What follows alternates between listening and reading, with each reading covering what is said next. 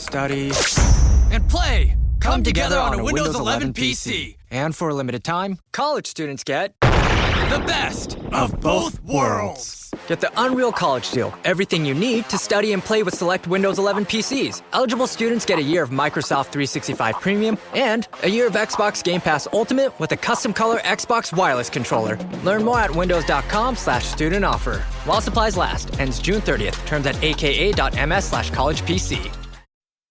They say you can tell a lot about a person by the contents of their freezer. So, what does a bottle of Jägermeister say? It says you have standards, you don't cut corners, and you like your Jägermeister shots the way they're meant to be enjoyed, ice cold. As for the frozen taquitos and mystery leftovers, we'll keep that between us. Drink it cold, or don't drink it at all. Jägermeister. Damn, that's cold. Drink responsibly. Jägermeister liqueur, 35% alcohol by volume. Imported by Mast Jägermeister, U.S. White Plains, New York. You can't reason with the sun. Trust us, we've tried. This summer, it's time to put that angry ball of fire on mute. Columbia's Omni-Shade technology is engineered to protect you from the sun's harsh rays that can burn and damage your skin. The sun is relentless, but so is our gear. Level up your summer at Columbia.com to spend more time outside and less time slathering on aloe lotion. You're welcome. Columbia, engineered for whatever.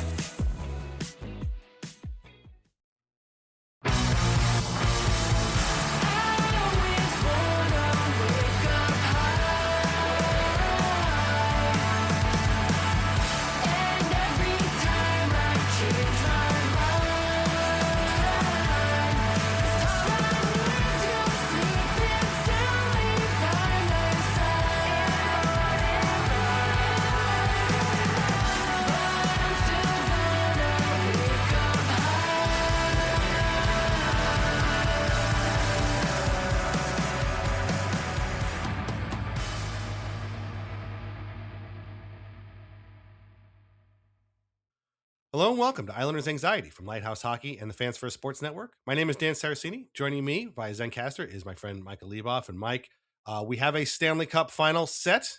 We're going to talk all about it in the second half of this program.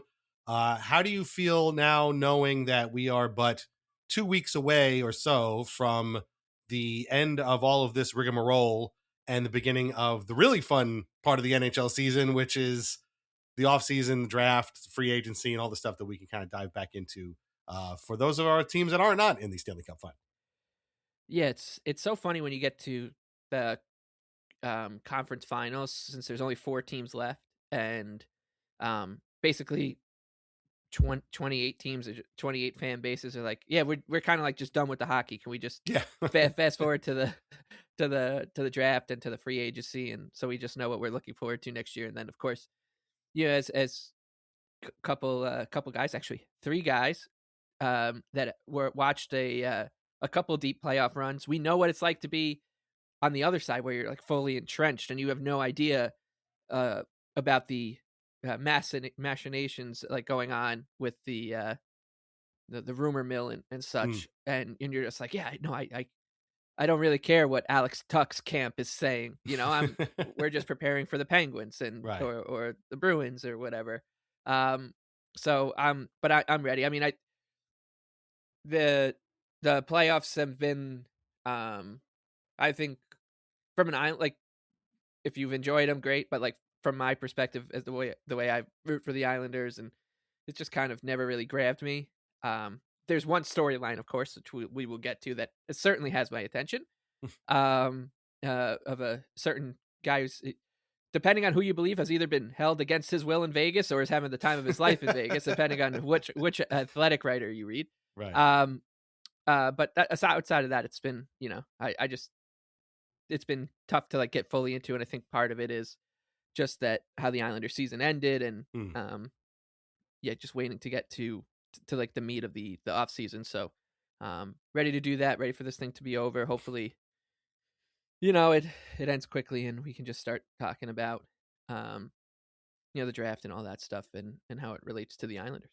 Yeah, this is the first year I've been like, is this over yet? Which is usually my wife's question. Like, they're still playing? Yeah, they're still playing. They're still, they're down to 2 more teams. Oh my God, this thing's never going to end. Usually I'm like, the guy's like, no, this is great. But this year I've been like, man, is this thing over yet? It feels like it's it's been going on forever, and I'm ready for the real offseason to finally get started. But as you mentioned a minute ago, there are three of us here tonight.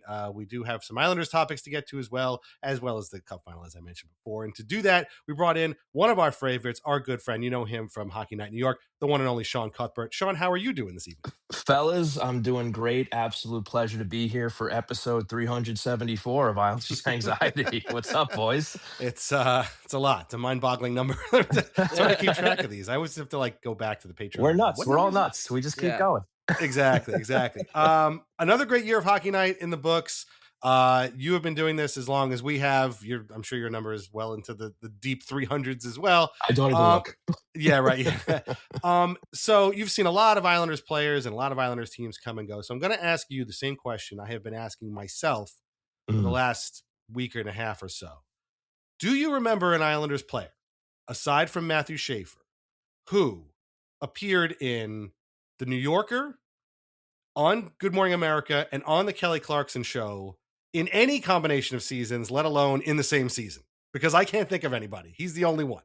I think before you even got to all of them, my answer was no immediately. Seriously. So yeah, no, definitely not. He is a budding star in the world of hockey. That is for sure. Yeah. The Kelly Clarkson thing is really weird. I was just watching it again today, and it's funny that he's there.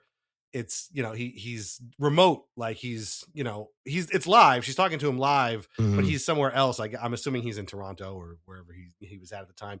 And he talks about how his mom was like a huge fan of hers and everything. And I was just thinking to myself, this whole thing is great. She gave money to the Matt Martin Foundation, in honor of his mom. They talked about his mom and stuff. So he's kind of gaining this wider audience. But the only thing I could think of that I really kind of was hoping for in this episode is that he would be live in the studio with her, because her other guest that episode was Brooke Shields. And I'm not sure I would have been able to handle the sight of both Brooke Shields and Matthew Schaefer like in the same physical space, like two legends coming together. One guy's legend just starting, another lady on her like 50th year of being a legend. It would have been too much for me. And I also, I would, had they done that, had that happened, I should have said, I would have loved to have seen Mr. Schaefer's face, as his son meets Brooke Shields, and he would have been like, holy shit, that's Brooke Shields. And then he would have had to explain who Brooke Shields was to Matthew. So anyway, it's a very cool clip. You should check it out. Mike, did you have a chance to check out? He's an old soul, so he might have known and been like, "Oh my god, how cool was it that I was on with Brooke Shields?" Yeah, So you never know. That's a name, honestly, boys. That's a name I haven't heard in a very long time. Well, Mrs. Andre Agassi. Yeah, well, we were joking on our last episode about how Schaefer's his light shines so brightly that it's not out of the question that Pope Leo ends up in an Islander game. Right. So who knows? Maybe they're just like they hit it off in the green room, and you see Brooke Shields. Oh, in Matthew Schaefer's box is the Martins, the Schaefer family, and friend of the family Brooke Shields, and you get the Shannon Hogan interview, and she's like, oh yeah, no, this guy's just great. We met at Good Morning America or Kelly Clarkson Show, whatever the show you were talking about that was on at all the doctor's offices around the country. But and she's like, yeah, just great. I got my jersey, I got my Schaefer jersey, and now I've always looked for a hockey team, and here I am. So and maybe she gives us a screw the Rangers, and we're off and running. We got Celebrity Row keeps filling up. We got Shakira, Hideki Matsui, the Pope, and Brooke Shields. Right.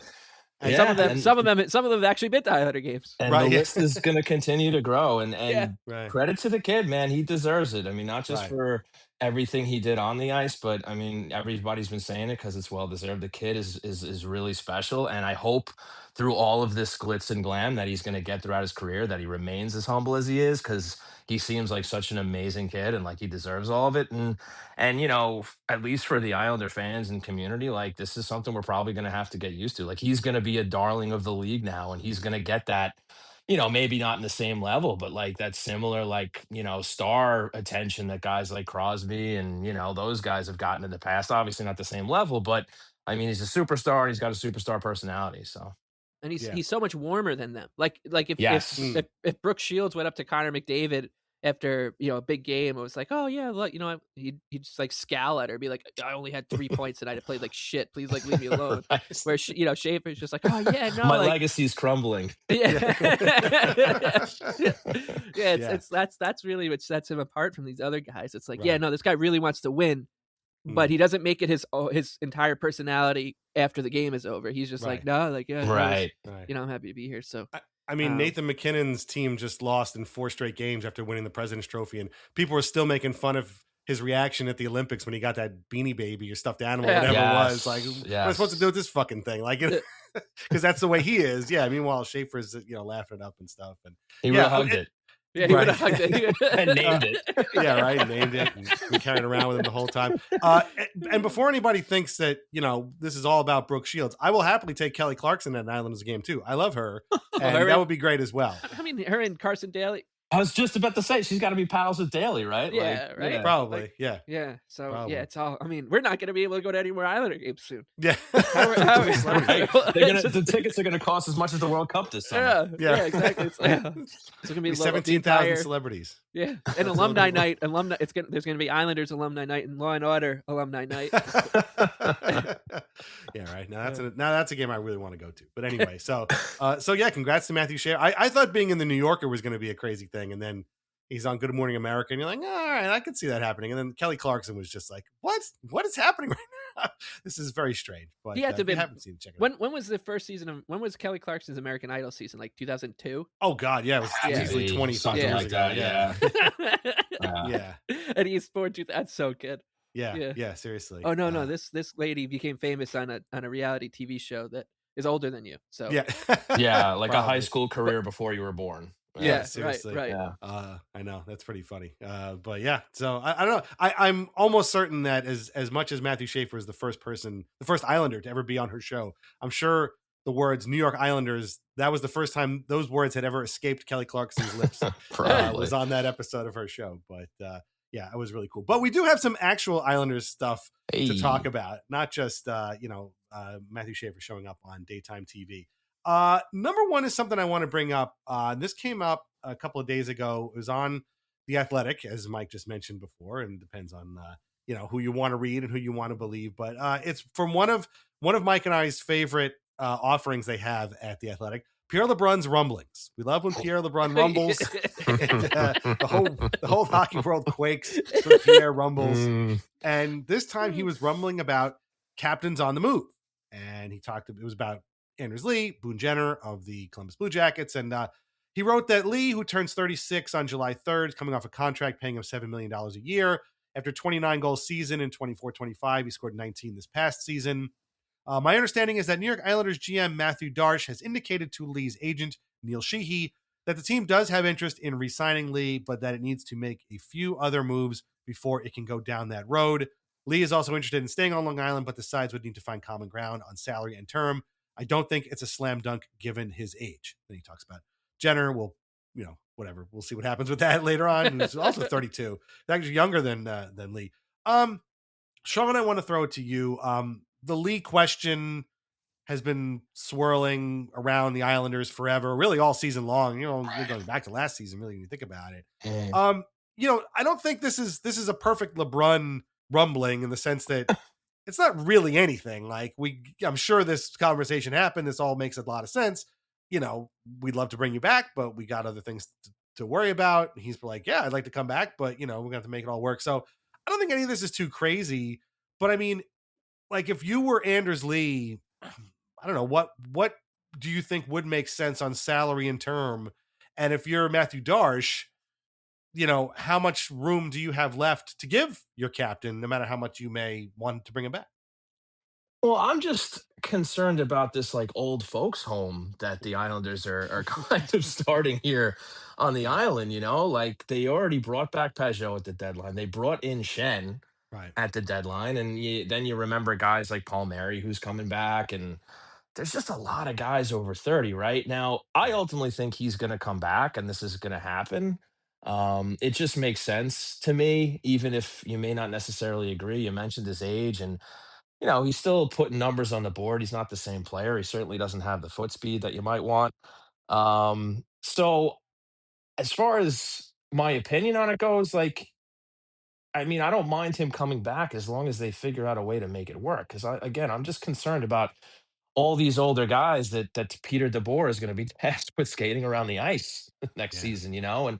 and clearly they brought that guy in to get this team back into the postseason, right? So, you know, I'm just wondering what these moves that Matthew Darsh just seemingly has to make before he makes a decision on Anders Lee. It's a valid question. Yeah. Right, because like obviously they have a lot of guys. They could fill a forward roster right now before Mm. making any moves. When you think of the guys, you know, that could come back. Like I'm not saying they're going to end up there, but Engvall seemingly could come back maybe Happy birthday, Pierre.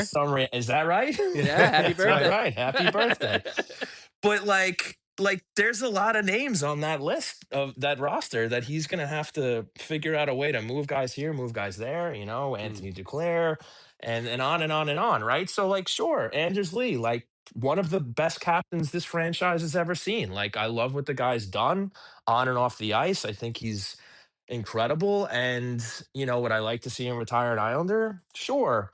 But you know, it's just hard for me to see the justification of just maintaining this roster essentially as is and bring him back. Like, I just feel like that's a hard sell to the fan base, you know, where you see Right. the failure at the end of the year and you look, all you have to do is look at the roster list and look at the ages and say, how does this team compete with the Carolina Hurricanes of the world and No whatever other question. teams they're trying to leapfrog to get back into the playoffs, right? So, Right. extremely long-winded answer to your question, Daniel. um, sure, bring them back, but like, you know, Yeah. make it make sense, I guess, Right. right? There are no short answers to this. Like that. This is Right. again. We've been going around and Which around this whole time, right? There's no short answer to this. So and that's why I thought the whole thing was very funny. That it's like, yeah, this all kind of makes a lot of sense. So I don't know what current conversations they're having, but I'm sure they've had them, right? Now, real quick, was it the year that they were waiting to figure out Tavares, or the year they were waiting to figure out Panarin, where Lee his last contract, where basically he was kind of put to the side, and they were waiting for the Islanders to figure out whatever they were going to do, and yeah. then they sorted that out, and then he put the Wolf of Wall Street Yep. video out there, Yeah. and he That finally was signed his Lee. Yeah. contract. Now I know That it was Lee, but were they waiting on what happened with Panarin? Was it that Yeah, that summer? was Mm. yeah, it was because that was the same year they signed Varlamov. So it was the year after. It was the year of it was Trotz's second year. R- Yeah, so it was right. yeah. So it's interesting now that he's in this waiting pattern once again, where the GM's Yeah. like, "Hey, listen, we got to see what else is going on first, and Yeah. then you know maybe we'll bring you back or bring you back at this amount or that amount." So I think it's going to happen, and Darsh just has to sort out the numbers. Yeah. It's the frustrating thing is it should be so simple on paper, right? Right. Like this guy's been a servant. He's still productive. He can play a diminished role. I don't think he's going to be upset, and he can chip in. And he's a Mhm. guy that if he's playing really well, you could be like, well, you know, put him up on the first line, put him up on the second line, but the bulk of his minutes will come the third or fourth line or whatever. But the Islanders, through a series of very strange kind of moves, and you could call them unforced errors, have now put themselves, and it's not just Darsh, right? This goes back to the signings of Engvall, Sure. Duclair, Right. and then of course the trades for Palat and Shen, like where it puts them in this position. And this is what's so Forgot about frustrating Palat. about. Yeah, Yeah. Well, and but like that's what it Jeez. is, right? Like you're gonna say like, oh yeah, well we don't know if we're gonna be able to afford Anders Lee. Oh, why is that? Right. I don't know. Well, I'm not totally sure. We're all trying to find the guy who did this. Yeah, exactly. Oh, man. Yeah. Right.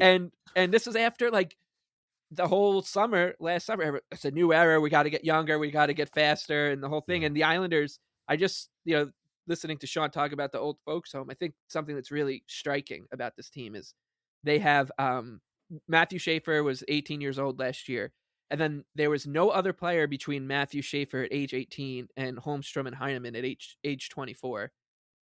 Everybody else was 25 or older, and they Wait, what had about Richie? Yeah, I was thinking about Richie too. Richie, right? Yeah, Oh. sorry, I'm looking. This must have been the updated. So it's Richie, Schaefer, and then nobody else. Yeah. Whereas right. you look at a team like Utah. I just picked a random team, and I think they had 7 players. More than that, 7, Wow. 8, Wow. 9 players between 20 and 24, something like that. So Jeez.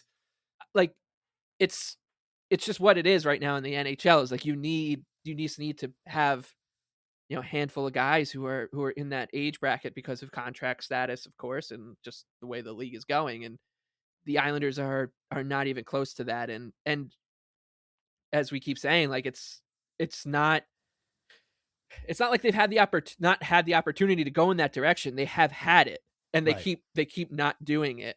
Yeah. And if Anders Lee is going to be the sacrificial lamb to go in that direction, in like a very half measure, mind you, it's like, we want to get younger. Well, yeah, he's not the guy we want to get younger for. Like there's other options, right? It's like that's what's cruel and unusual here. And Dan, as you said, this was a rumbling. I have a funny feeling I know where this rumbling came from, and it's and that somebody rumbled to Pierre to rumble this out there, and was like, this way I can say like, oh yeah, we tried, it just didn't work out. You know, we went, look, we can go as far back as May, you know, and we Pierre LeBrun rumbled that we were trying, and we were, but that's my, you know, tinfoil hat here, is that they're trying to get the messaging out here that they're giving it the old college try. Yeah. And if he does end up the casualty here, right? Like you there's no way you don't look back at the deadline and say Palat and Shen, right? Yeah. And by extension, not to say that I would want to kick Peugeot to the curb either, but like those are 3 guys well over 30. Right.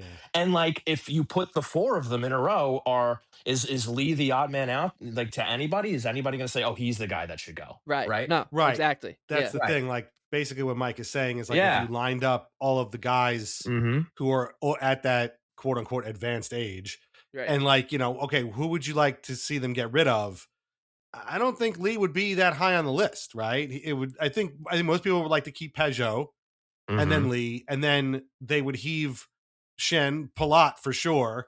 Yeah. Over the side, you know, I mean, there's like a lot of dudes. Engvall, yeah, I mean, and the part in there which is like, well, we got to make other moves first. Like I'm starting to get a little nervous here that we're getting towards we're gonna just like run it back mode, because I know it's too early for that, but this is how my brain works. But because he's like, oh, well, you know, or whoever rumbled that to Pierre, I should say, we don't know who did it, was saying that they need to make moves first, and those moves need to be made. Like you have to find a way to shed some of the dead weight off of this team, and I just have a bad feeling that the Islanders aren't going to be able to do it in time where to save to save the captain, which is it's incredibly unfortunate if this is how it goes. It's going to be terrible. You know who sort of patient zero for this is, and you know, I think it goes back because, like you said, Mike, this isn't just a Matthew Darche thing. The precedent was set long before him. I think it really comes down to not this past deadline, but the deadline in which they did not trade Scott Mayfield. Right. That was really the sort of he's the patient zero. He's the test case for this entire thing. Like they just you've been a good soldier. You've had a lot of great moments with us. Let's not double down, not triple down, not quadruple down, but like septuple down, whatever it is. It'll give you a 7-year contract, you know, and then you end up getting stuck because he's another guy who at 33 had a lot of great years. Islanders fans would be like, you know what, man, why don't you go take your talents someplace else, you know? And Lee, I think, would probably still have a lot of fans. So I'm not closing the book on Lee just yet, but Mike, I think everything you're saying makes a lot of sense that, you know, they may be kind of, you know, chumming the waters here a little bit to be like, hey, what are you going to do? Because this also reminds me, Sean, of something I thought you were going there, but you ended up talking about Lee. This was sort of like when they let Franz Nielsen walk, they just never talked to him. And the next thing you know, he had like talked to Detroit and then he was gone. Right. It was like, oh, we were going to circle back. Were you though? Like, right. You could have talked to this guy at any point and you never did. So, you could have talked to him after the Sharks game in like January. Right. You know? Yeah. Like, exactly. You could have talked to him, whatever. So, he was on your team. Right. In absolute fairness, Nielsen did kind of fizzle out after he went to Detroit, so that might have been a bullet dodged. But at the time, like he was like my favorite player on the team back then. So I totally hear what you're saying. Right. So this is unfortunately an age-old, right up there with not scoring goals. This is an age-old problem for the Islanders. It also to tie it to the Stanley Cup Finals, you see everyone talking about Vegas and like how they build their team, and like with Vegas, it's just like, oh, like they're in on everything. They're ruthless. They make the big moves. They take the big swings, and they actually do. Like it's not just when the media would talk about like Brad Tree living. You'd be like, oh, he's in on everything. And then he just didn't do anything. Vegas is the Lannisters of the NHL. If you guys are Game of Thrones guys, they're definitely the Lannisters. Yeah. And everybody else is just like, oh man, it's just too hard to make these trades. Like, well, why are they doing it? Like if the Vegas Golden Knights were staring down this problem, they'd be like, I love Pierre Engvall, but Pierre Engvall would not be a New York Islander today. They'd have already found a way to have moved off that. They'd have found a way to move off of Duclair and, Palat or whoever.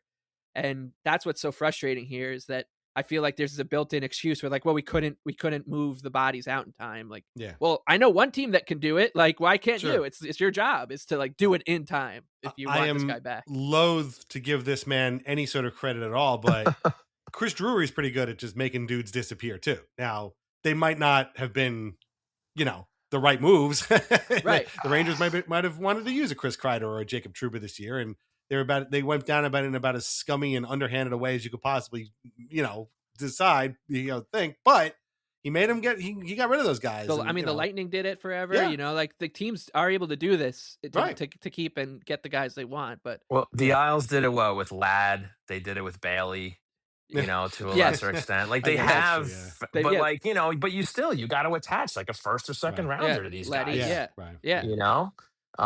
So maybe it's not so much difficult as it is costly. It could be also true.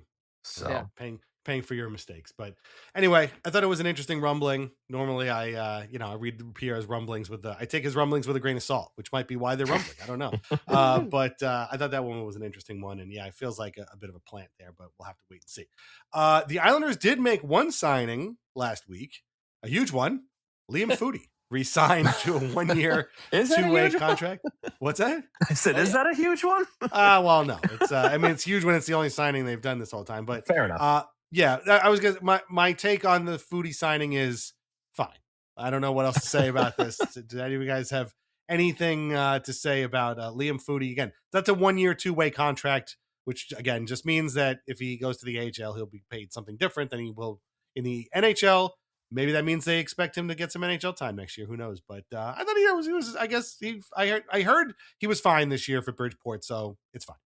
Yeah, it didn't change the course of my day when I read the news.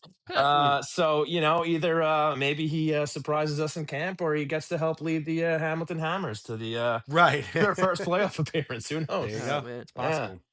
I just remember making fun of because he played in that dead rubber game at the end of the season. Yeah. Did he play one? Did he play one game or two? Whatever he played, and I can't remember who it was, but someone's like, "Wow, Foudy's really trying to impress Pete DeBoer here." I'm like, "Are we really doing that about a game that's the 82nd game of a season where everybody is mad? Like if there was a giveaway tonight, it would have ended up on the ice. There'd be a lot of celebrity ducks on the ice because people are pissed."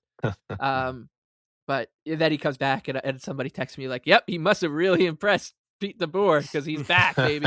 So yeah, happy to have Liam Foudy back in really funny. The fold. And I mean, look, he is an Islanders legend for that goal he scored against the Maple Leafs in the playoffs in the bubble, from I think below the red line on Freddie Anderson. So I'm happy to have Leafs villains in the fold still. So come on back at all. No, same. Yeah.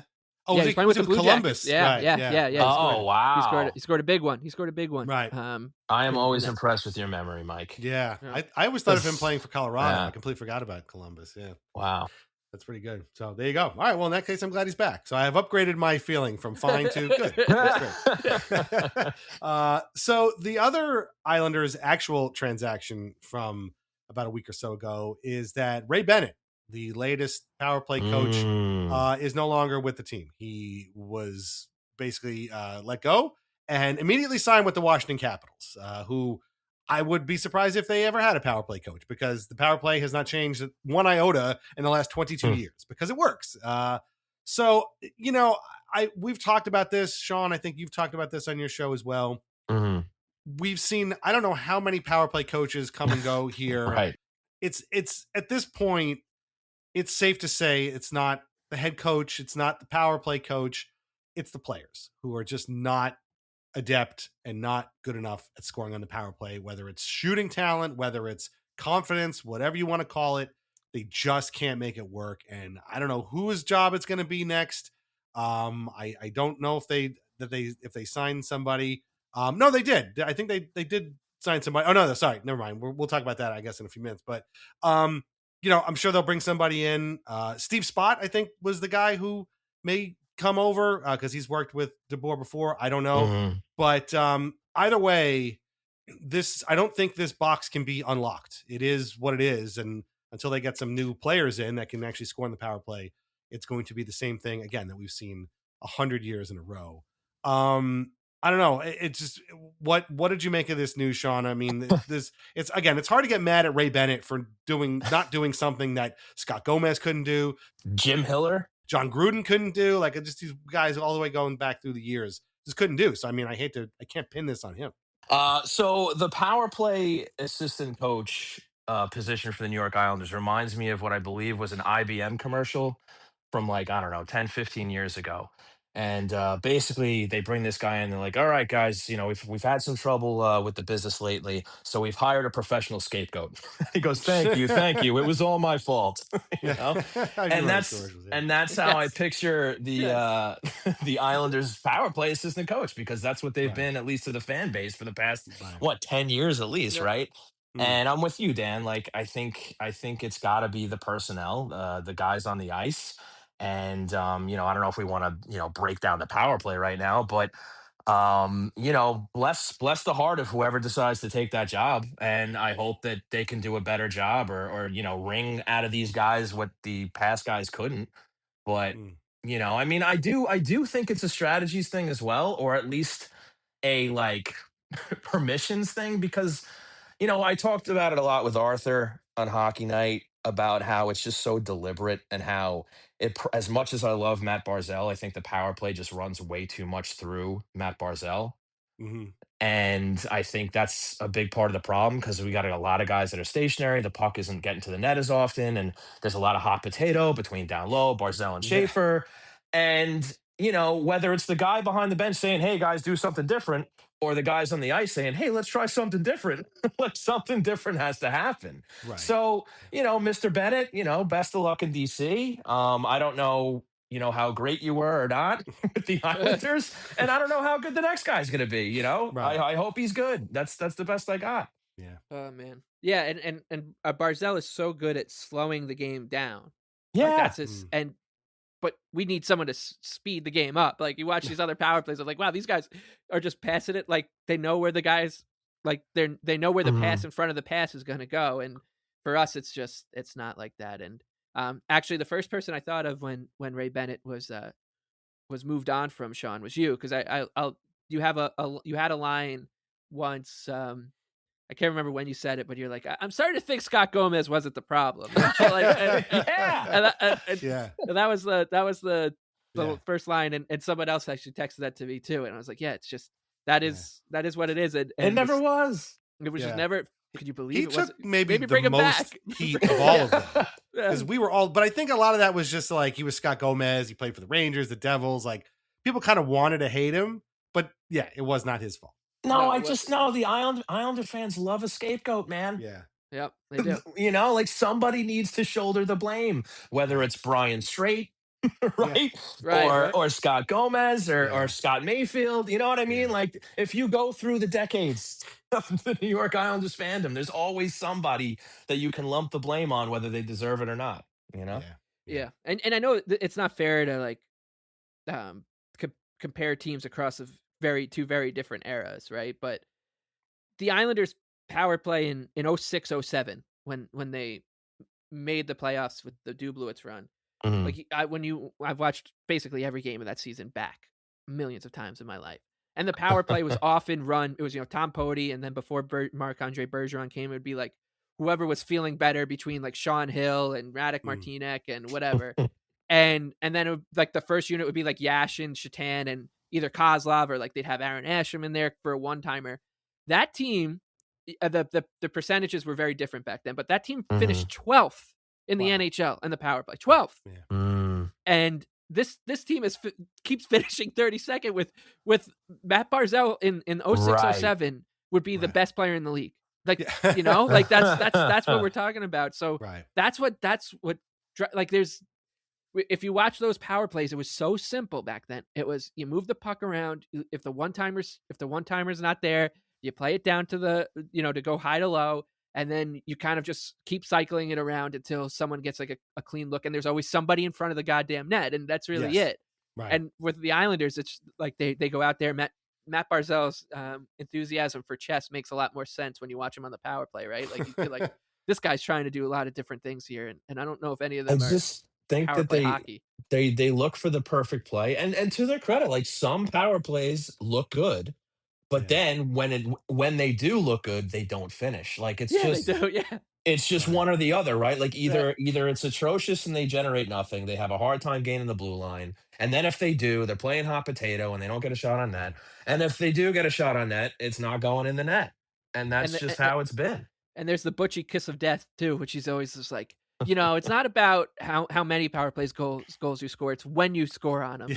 And this would be a really good time for the Islanders to score a power play goal. And as soon as Butchie says that, you know what's coming next. Shorthanded goal against, right? Like it's just always how it goes. And because they never had that. This era of Islanders haven't had that clutch power play gene either. I think there was at least one year in the Trotz era where it was at least mediocre. It was like good. Where it was like somewhere between like 12 and 19 overall. Maybe that was the Hiller year. I don't remember, but it was the year they didn't make it was the COVID short. So, it was the Parisi Chara year. Yes, exactly. Really? Yeah, so it was that year. It was bad. The 2 runs to the semifinal, and the year they went to the second round against Carolina, and the first Trotz year. It was bad all 3 of those years. I mean, we could might not have been. It might have been better. It might have been a little bit better. It was definitely better than it was now. But like this, no question about that. Yeah, since he's since Trotz left, like it's been just, I mean, unbelievably bad, and it's the same thing over again. It's like it's so annoying that you can't get excited for a power play. Like it's just that is robbery as a fan. And when you had a period of time where you had guys like Brock Nelson and Bo Horvat who can score goals, and Matt Barzal who can dish the puck, like the excuse of talent for me isn't there. It's not talent and ability. It's literally just the decisions they're making while they're out there. Like these guys know how to score goals, but for some reason, when there's one less guy on the other team, they completely fucking forget. Sorry for the language, but they completely forget how to do it. You know? So the season, the COVID / Parisi Chara season, they were 12th. The first semifinal season, they were 15th. Okay. And then they were 20th. Sign me up for both. I would kill for both of those. Yeah. Just give me both of those. Jordan Everly. And then the first year under Trotz, they were bad. They were 29th. Or did I have that backwards? Okay. Yeah, they were 29th. Yeah. So, but this has just been a problem, and like you guys were saying, like they look for the perfect play. They're constantly passing it around. The guy who used to drive me the craziest on the power play was Josh Bailey. And I find that since he's retired, they have all become Josh Bailey on the power play. They're all doing this. So was it Josh Bailey? Maybe it wasn't. I don't know. But like, it's become like, I mean, Butch is not wrong in that a well-timed power play goal can be a real thing. You know, I mean, you get an opportunity here, you tie the game, you take the lead late, something like that. But Mike's thing is true too. They never get that goal. Yeah. And not only do they not get that goal, but how many times they give up a shorthanded goal, and it ends up being, the one that turns the tide of the game. Or the other kiss of death is when like Thomas Hickey will be like, they didn't score on it, but that power play will definitely build momentum. And Seth Jarvis is racing down the wing and he scores. I thought you were going to say the power play goal that is actually happens 30 seconds after the power play is over. Yeah. So it's like, Lee is out of the box, and now they're back to even strength, and there's Claude Giroux with the power. It's like, I just, so it's infuriating, and something at some point needs to change, because you can't operate like this anymore. And you started talking about this, Sean, talking about Barzal. Mm-hmm. In a lot of ways, although he is a much more talented player, he reminds me very much of Michael Grabner, a guy who had all of these great skills and this incredible speed and was one of the more exciting players of the Islanders of that era. And yet he was absolutely terrible on the power play. Like the event after a while, Jack Capuano just took him off the power play because he just wasn't it wasn't worth having him out there because he just wasn't compatible with that half court style of play, No, So, he was the I don't guy know. who needed Yeah, nobody else in front of him between him and the exactly. goalie, Right. and even then he wasn't necessarily scoring. But yeah, Right. Yeah. But he was the master getting breakaways, if not actually scoring on them. yes, But yeah. so I don't think they're taking Barzell off the power play at any point. But at some point, like you said, maybe it's just the over reliance on him has to, just be reset. And like honestly, how many years was Ryan Pulock on the power play? And after people realized, well, this isn't going to work. Like he's just not a guy that you could rely on the power play. So, Because the puck goes anywhere but the net when the guy shot the right. puck. Yeah. The guy's got a cannon, but Really, he's like Happy Gilmore. yeah. He You know, like he's right. got a shot that can go through your Right. chest, but he can't put it on net. But yeah, the philosophy just has to change. And Arthur Yeah. actually said this a lot when we talked about the power play, is that it's probably needs to start getting run through Matthew Schaefer instead of Matthew Barzell. You Mhm. know, so I'm sure there is a way to have a successful power play with Barzell on the ice. But Sure. I think ultimately the philosophy has to change where, you're not just literally like showing your hand to the penalty kill what you're going to Yeah. do, because that's what Right. I mean, we all see it. I mean, Yeah. anybody who wears orange and blue and watches an Islander game knows what's going to happen more times than not. Yeah. And that Yeah. if we know it, if we can see it, you damn sure know that the PK that they're playing Sure. against knows it, right? Right. So, and they were just like, to me, just completely stubborn because they never tried anything different. Yeah. So hopefully Peter DeBoer and whoever this mystery assistant that comes in to help him, will look at that and say, hey, you know what? Maybe we'll change this up and try something new. Yeah. We will have to wait and see. But yeah, Ray Bennett, via con Dios. I'm sure what is going to be the easiest job you've ever had, Yeah. which is the Washington Capitals power play coach. Get it to number 8, I think is probably the unless they plan on not having number 8 there this season, in which case it'll be the hardest job you've ever had in your life. So there you go. Okay. So we can now move on to other parts of the organization here. And Sean, you mentioned them before. We have a name for the team's AHL affiliate based out of Hamilton, Ontario. And it is the Yes. Hammers. And we have a logo as well. It's Yeah. some crossed hammers with the hammers on the bottom. It's all orange and blue.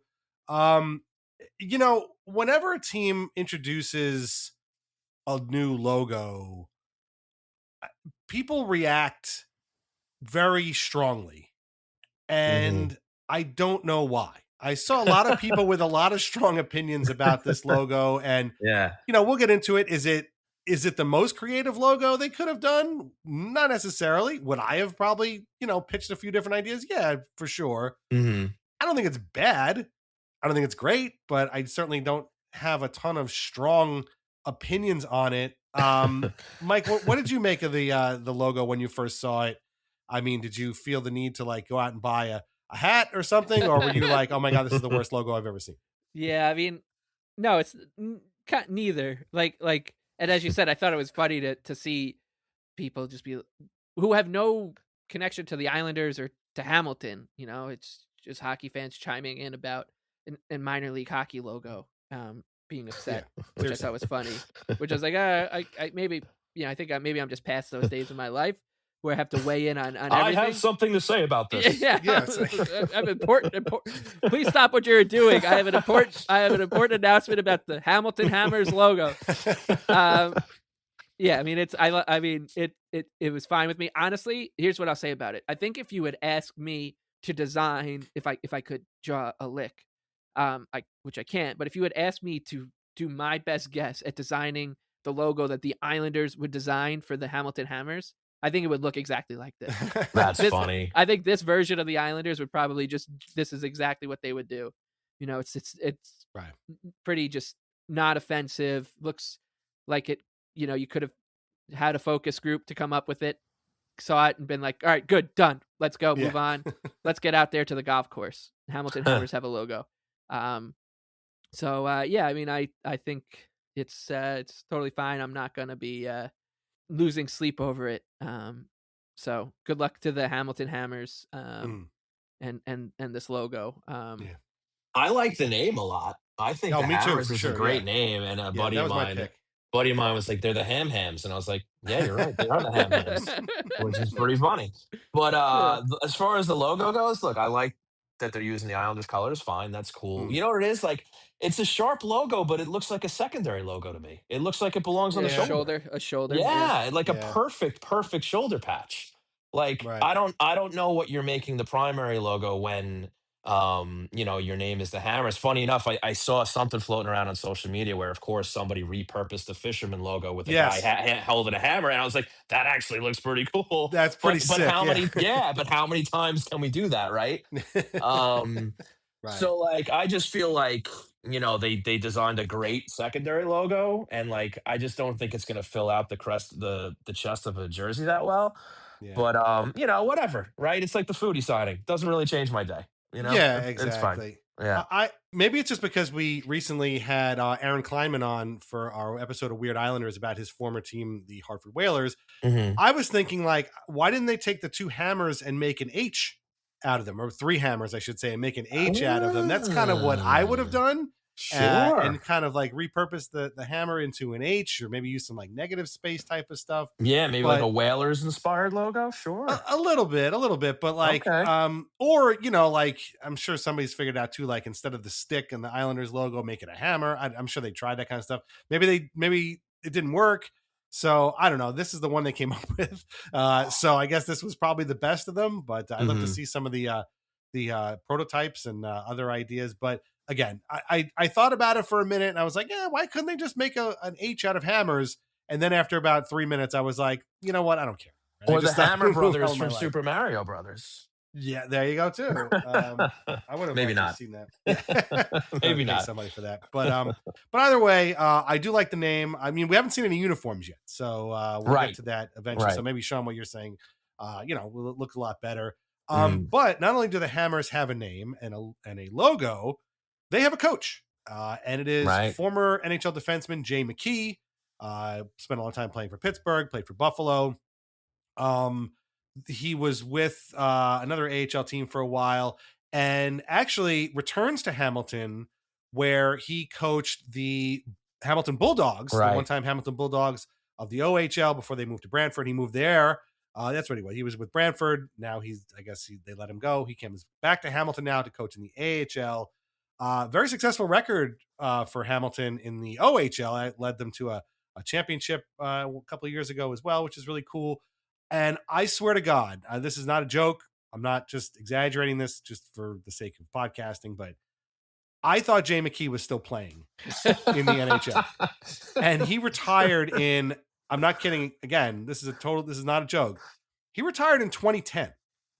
And I was like, wait, That's what? hilarious. Seriously? I could have, Yeah. maybe I got him mixed up with, who's Jake McCabe, who plays for the Leafs? I don't know, but I feel like a Jay McKee is always in the league, a defensive defenseman, a rough and tumble guy. He always plays for these sort of like blue collar teams, Penguins, Sabres, Right. that kind of thing. So I was shocked to find out that he had retired. I was shocked, a little bit less shocked, I should say, to find out that he's become a coach, and it's apparently a pretty successful one. So I wouldn't say I was excited about this. Again, I don't have any really too strong feelings about this, but looking at his record and seeing his connection to Hamilton, I was like, oh, this seems like a pretty good signing. So I'm excited for this, and we'll kind of see how it goes. But I don't know. Did you guys even hear this, or did this kind of fly under the radar for you? I saw it. I Yeah. saw the news, but like, I have no opinion on it because I had no idea the dude was coaching. Yeah. So it's not like I can be like, oh, great hire for the Hammers. Right. Yeah. Right. This is huge. The future of the I hear Islanders you. organization's in good hands. Good hands. You- Right. My like- six-part series on how Jay McKee's gonna turn the defensive system of the Hamilton Hammers. And he very well could. Yeah. Yeah. Like, I'll be honest with you. When they hired Rocky Thompson, I was like, okay, cool. Sounds Yeah. like he's got a good track record. And to his Exactly. credit, Yeah. they had a good year. So Yeah. let's see what he does. But like, I'm not going to pretend to know what Jay McKee is going to bring to the new AHL affiliate up in Hamilton. But I wish him the best of luck, and I hope he does great. And if he had good credentials, even better. Fantastic. Right. The first thing I thought, so when I got after college, I got really into like buying old NHL games and like playing them on PS2 or PS3 or whatever. And the first thing I would do is like I'd start a franchise with whoever was terrible at the time, so probably like the Thrashers or whatever, Panthers back then, and I just like get rid of all the players, and I just would find my scrap heap guys. Like I would always get like Yoni Pikkinen and Jay McKee, and I just like would always have Jay McKee as like my defensive defenseman stalwart. And he just would sit there and block shots all night long for my team as I would take was very good at that, by the way. Oh yeah. Well, I think that's why you still think he was in the league, was because I feel like his name pops up all the time, because it would, it's like Chris Russell and Jay McKee. Those were like the shot blockers. So you'd watch like maybe you're watching like a playoff game and somebody blocked a big shot, and you'd be like, oh, Caden Gooley going full Jay McKee there, like, because these guys love to equate shot blocking to Jay McKee. Right. But you could probably play like a fun little trivia game with that. Like just pick a list of like obscure NHL names, and you can just be like, in the league or not. And you'd probably be surprised at how many you get wrong. That was my I used to always give out an award in my own. I think I did it on the podcast. I would just be like, yeah, he's my Jim Vandermeer, this guy's still in the league award, right? Like it's always, because like Jim Vandermeer is always still in the league somehow. Right. And, yeah, Jay McKee would be up there, and but he if you watch those, I was talking on that same episode of Weird Islanders about that, watching back that 99 Stanley Cup series just in downtime, like in the background while I'm working, and Jay McKee's out there basically just bleeding the entire series, and that's a cool attitude to have up there. So whoever Cole Iserman and those guys can hear Jay McKee talk about how he was just, Sergei Zubov was just rifling pucks at his face, and Gary Thornton was yelling about it. So that's good, I guess. But yeah, as far as how it impacts the Islanders, I don't really have an answer for you. Yeah, right. Fair enough. But no, me neither. But like I said, when you see a guy has like a pretty solid record, you're like, oh, okay, that's cool. If he was like a bum or this was his first job, you'd be like, I don't know about that. That's fair. That's fair. Yeah. Yeah. Yeah. Like a guy just pulled from obscurity. That's when the alarm bells go off. Yeah. Exactly. Yeah. Right. Yeah. Exactly. Right. Whose cousin is this guy? Like that kind of thing. Right. But no, I thought this was pretty cool. So we'll see. I mean, we don't know who's going to be on the team, obviously, or again, what uniforms they're wearing, but I thought it was a pretty interesting hire. And again, he's got a long time connection with Hamilton, which I'm sure has helped as well. He might be from Hamilton. I'm not even sure, but I thought it was a pretty interesting hire. You kind of fall down the Jay McKee rabbit hole. And again, I literally swore the guy was still playing somewhere. And I guess he would have been 45 years old. So I feel like he was the guy who was like a UFA one summer, where it was like, oh, that's a guy the Islanders should look at. Probably to shore up the defense. Yeah, they could always use a guy like that. But anyway, welcome aboard, Jay McKee. Enjoy Hamilton. We'll see how this goes. Okay, but that's not the only minor league news from the Islanders in the last couple of weeks. So I'll tell this by telling the story. So picture it. February of this year, Trenton, New Jersey. My buddy and I go to the Cure Ice Arena to see New Japan Pro Wrestling show that they do. They only do a couple of shows here in the U.S. every year, and for some reason they picked Trenton to do their show this year. And it was a great show. So Andrade versus what was it? Shota Umino, I think was the guy. Anyway, Yota Tsuji. Sorry, Yota Tsuji was the champion of New Japan, and he still might be at the time. Versus Andrade was the main event. It was great. And before the event, we're walking around, and there's a table set up for the Trenton Steelhawks, who are the minor league ECHL team that's going to start be playing in Trenton this season. And I'm wearing my Islanders fisherman jacket, and I had read about the Steelhawks, and I was excited to kind of check the place out because maybe I can go to some games here. It's about a 25-minute drive from where I live. And so I see the table, and I see like the staffers there, and I kind of go up to them, and I'm like, oh boy, you guys are here. This is so great. I heard about the team. I'm really excited. They're all like, oh wow, great. They start giving me like pamphlets and cards and stuff like to sign up for season tickets. And I was like, yeah, I don't know. I don't know if I'll do season tickets, but I feel like definitely coming to games. I said, I'm a huge Islanders fan. And of course I looked down at the jacket I'm wearing, and it's like, well, duh, you guys could have seen me coming a mile away. And so I thought it was kind of funny. Fast forward to last week when the Islanders announced that their new ECHL affiliate are the Trenton Steelhawks. And so now I'm even more excited to go check out some games. Again, I don't know about necessarily getting a season ticket package. It's still pretty expensive for how much are they going for, man? I think the half package was $900. I think I want to say, maybe I'm wrong. I don't know. It wasn't as cheap as I was hoping, frankly, especially when you could probably just walk up for much less than that. But definitely check it out. I mean, it's all on the website, and I mean, don't let me discourage you from going. If you can go, if you live in Jersey and you want to go, by all means, go support the team. I do want to watch these guys because, in 25 years of the AHL affiliate being in Bridgeport, which is a relatively short-ish ride from wherever I was living over the course of the last 25 years, I never went. And I'm still a little bit mad at myself for not doing that. Never once have I ever been to Bridgeport. So I want to make it a point to go to Trenton and to watch these guys. Now, this is obviously a league lower. There's no guarantee any of these guys are ever going to make the Islanders, but I was actually pretty excited about this. And I was like, I can't believe it. And I immediately started rifling around looking for the pamphlets and cards that I got. So maybe I'll reach out to them and see. Maybe we'll I don't know, do some recaps of some Steelhawks games or whatever. But their, I guess, agreement with the Worcester Railers is over. They're moving on. They're going to find another affiliate, I suppose. Again, this is not unusual for minor league affiliates, but I all of a sudden became very excited that I'm going to have viable minor league hockey played within a relatively short drive of my house. And the games are basically, for the majority of them, on Fridays and Saturdays, so I can probably check them out. I mean, it's a relatively short season. So I'm excited. Sean, I mean, what did you make of this? You're obviously on the island like Mike. I don't know how you're going to get, if you're going to get out to Jersey that often, but I thought this was kind of cool, like to see them getting an ECHL team a little bit closer. So, I mean, it's a lot closer than Worcester. Let's put it that way. So if we're going to check it out, exactly, this would be a lot easier for you. What I was about to say. I guess it's cool that they're definitely closer than Worcester, right? I don't know if I'll be setting aside any dates this coming season to make it to Trenton, if I'm being perfectly honest. But I mean, it's new, it's fresh, it's cool. Like I think it's kind of cool that in the same summer we're seeing like the evolution of the Islanders, affiliates, and I guess like this can kind of tack on to this new era that we were all talking about this past year, right? Like, I guess it's kind of funny that the AHL team has gone further away and the ECHL team has come closer. What sense that makes, I don't know. But like, if we're being honest, like I don't know how much the ECHL affiliates are on our radars, right? Like, and you said it yourself too. Like, how many guys that end up playing on, the secondary affiliate ends up playing for the Islanders, right? Like that's kind of a rare thing. So, I think it's cool. I think it's great that they're near you. Maybe we can organize a little friends trip and go over there. Yeah.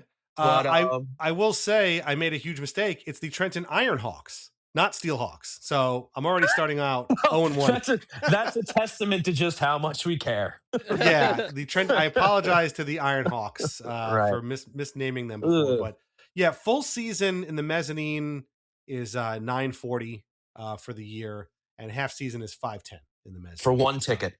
And on the glass for the full season, 40 games is $2,500. So, and how big would you say the building is?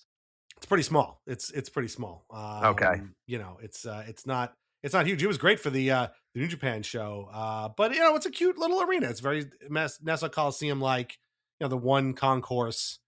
I don't know. I couldn't even tell you how many it holds. Maybe 10,000, 12,000, probably less than that. So it's pretty small. But and it's pretty old. But yes, check it out if you want to go see the Ironhawks. Mike, are you going to come out here and we'll check out the Ironhawks? Well, yes. I mean, Sean said it. I'm happy because it's close to you. I'm happy because it gave me reason to look up the Trenton makes, the world takes sign that's on that bridge, which is just a beautiful piece of Americana, which I like. And then I saw that I think Matt Strauss was the first one to point this out, and then a couple other people did too. That now the Islanders affiliates, both of them are playing in buildings owned by the Oakview Group, which is Tim Lewicki, So we're it's all starting to make sense. They call that synergy, Michael. Yeah, Keith, Keith Pelly is nodding up and down, talking about structure and synergy and organization. So I thought that was kind of funny that they're like, we got to move these teams to these other places, and it's to make more money, but also because we want to be in cahoots with Tim Lewicki still. So, so I, those were my takeaways. Great name.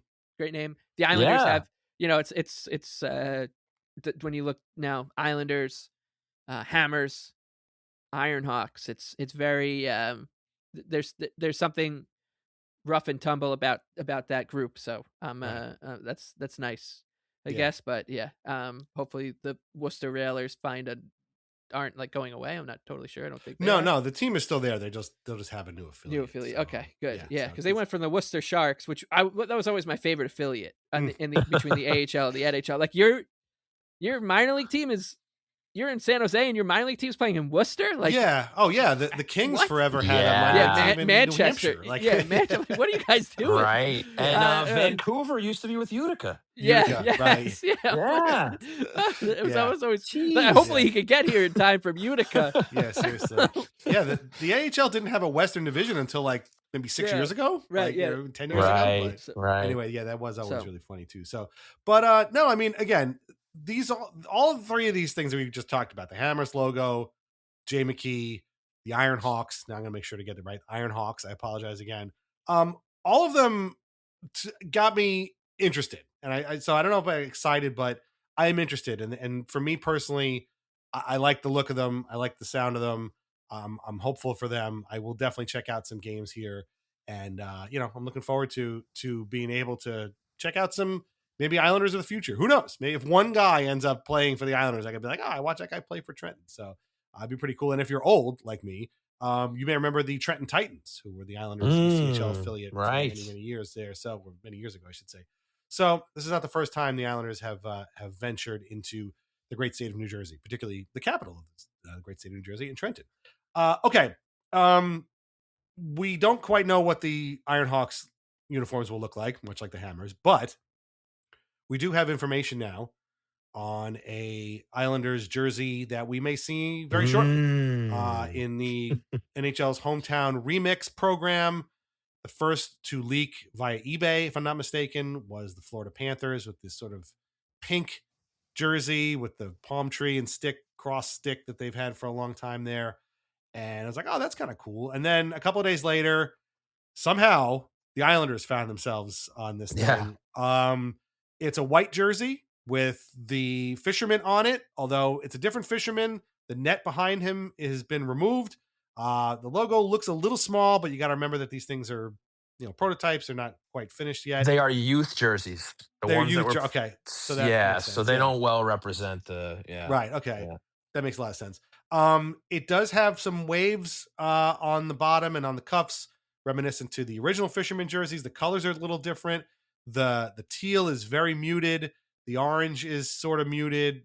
The blue is pretty dark. There's a shoulder yoke that is blue, and then numbers that are stylized like the fisherman era numbers, but they're straight. They're not that kind of like cockeyed weirdness that used to drive us crazy. You couldn't tell 29 apart from 28. It was really, really annoying. Mike, I want to start with you. You saw these. What'd you make of these? What do you like about them? What do you maybe not like about them? Oh, I mean, I like them. I actually think that they're pretty cool. Like this is I don't like when the one thing that bothers me about sports today is like when these leagues do these like mass City Connect or whatever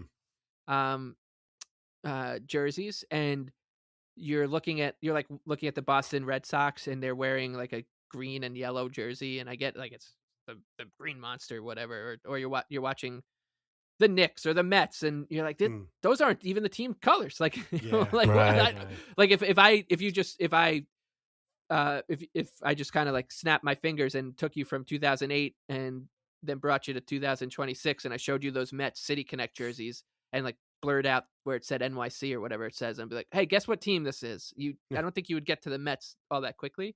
But what I love about these is they're the Islanders, and I know the fisherman logo is polarizing and people can have whatever opinion they want on it. I'm not going to tell anybody who lived through that era and was like, I never want to see that thing again. I would never be like, I don't want to be like, no, man, like it's cool. The reason I like it is because it reminds me of how weird shit got, and I think it's like it's almost like a point of pride for people who went through that and were like, yeah, no, I was there for the fishermen, and so I like it. I think that the logo looks small, but I think that's like a Fanatics thing just generally. I just think that their jerseys are weird, but I love the wave at the bottom. I'm happy that they brought the wave back, and as you said, the colors are a little more muted. Maybe just as like we're a little scared to go full born into it, but I like it. Yeah, I mean, I can absolutely see myself wanting to get one of these pretty quickly. And that love that that tag at the bottom too, like the Long Island, New York tag thing is nice. So I have no issue with it. I don't see the Empire State Building anywhere, which is nice. Good point. I thought I was a little nervous about that when I saw that it was going to be called the Hometown Remix. So yeah, I mean, I got no problem with this, but and then again, I'm someone who likes the Fisherman logo just generally for. So I would like it. It feels nice, and yeah, I mean, I totally can see myself owning one of these in the closet. I've already got the Angball jersey, so it won't be an Angball. Right. I'll have to figure it out. We'll have to see who I can get for it, but yeah, have to be somebody weird. Yeah, definitely. Oh yeah. I mean, we'll see. We'll see what kind of form Mark Gatt comes in next year. Sean, what about you? When we were doing the rundown for this, you seem to have some pretty strong opinions about. You were the one who brought this up that you wanted to talk about this. So I mean, you sound like you really like it. Listen, I think it's cool that they're, they've circled back around over these last few years and have embraced that era of uniform. I won't say the era itself, but the logo and the designs and all that. Like, and let's face it, from a marketing standpoint, like the Fisherman's been hot, man. Like, yeah, it's weird, right? They brought it back and it's been flying off the shelves. I've spoken about it on my show over the years, whether it was with Tony, Christian, and Arthur. It's hot again, because you have this whole portion of the fan base that, didn't suffer and have nightmares about how the team was performing on the ice at the time. Right. And everybody loves retro, right? So like they're cashing in on it, and I think that's smart. If we're really gonna get down to it, like, I don't know, I think it looks a little better with the net behind him. I'm generally not a fan of shoulder yokes. Sometimes they work, but I did think just a solid navy shoulder yoke is a little strange. I would have liked to have seen the wave pattern like they had on the original ones. I noticed they got rid of the gray. If you remember, there was a gray striping right, yeah. in the waves as well, so they simplified it again. I do think the numbers look super cool. Yeah.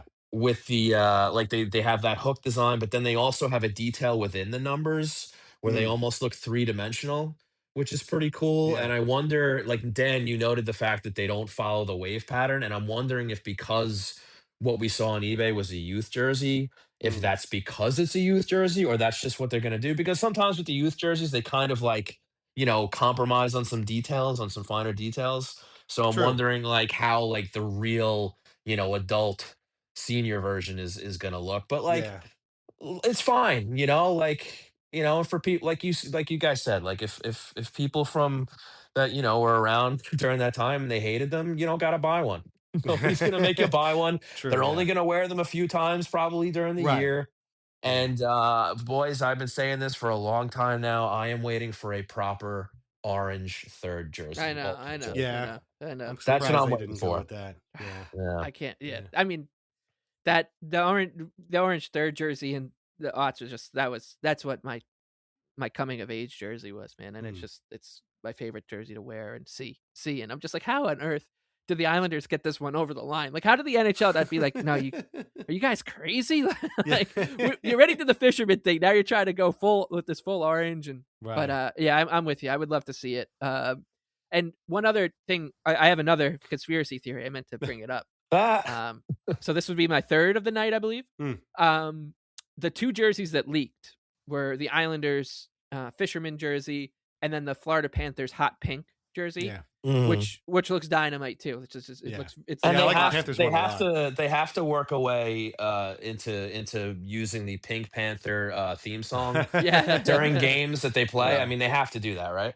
Yeah, they will. And I think it's awesome. And I feel like the NHL is probably like, let's get the two coolest ones out there to get people excited, like let's make sure that those are the two ones that leak. And but yeah, I mean, I know like the logo is polarizing. I get it. But I think it came off a lot better than I didn't think the Islanders would have with what they've been doing on the off the ice kind of stuff. I didn't think that they do a good job with this. So credit where it's due. I think that this one came out well. Whoever designed it, yeah. So not mad about it.